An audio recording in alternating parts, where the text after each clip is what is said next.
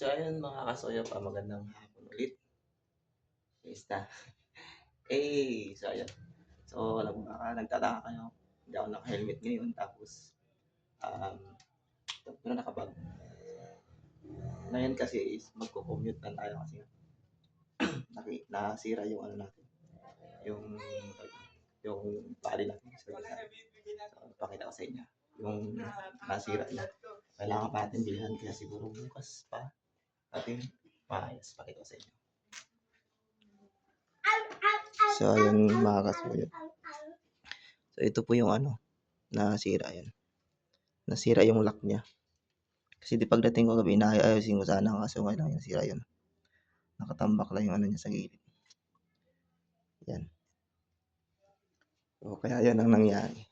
Pero okay pa naman siya dito, wala naman siyang problema. So yung ano lang is, yun nga lang sa may upuan. Yan. Tatakbo pa naman siya, so wala lang upuan. Yan. So yun na naman yung ano yung nasira sa kanya. Pero pa rin magkukumit na tayo dito. Tatambay na rin tayo sa SM kasi matagal na rin tayo hindi nakapag-tambay doon. Simula nung pinasok natin yung ganito still. So hindi na tayo nakapagtambay ka. Ayun. Tambayan na natin. Let's go! So naglalakad na nga pala ako mga kasuyo. Yan. So dito pa rin ako dumadaan sa daanan. Shortcut pa rin tayo. Ayan. Sobrang init. Pero nakasombrero naman ako.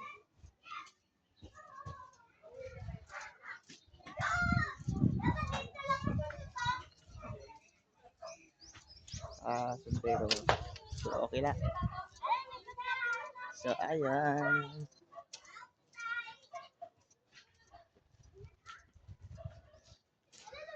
Init. So dito po. Hi! So ayan guys. Opo! Ayan. So ayan. So ayan yung mga tao din guys. Ayan. Hi po! Hello! So ayan na. Hi sir! So ayan. Drama.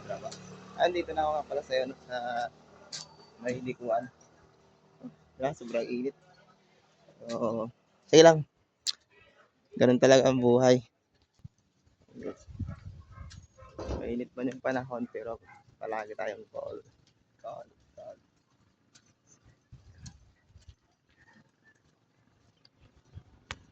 So nakasuyop dito na tayo ngayon sa police station na pala. Police station 3 ata to dito eh.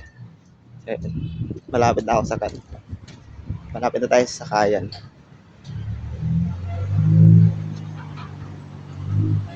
Ayan, may blue jeep tayo. Kita niya may blue jeep na. Pero next na tayo sasakay. Ay, doon. Mapili tayo sumakay doon. So, ayun. Mapili tayo sumakay.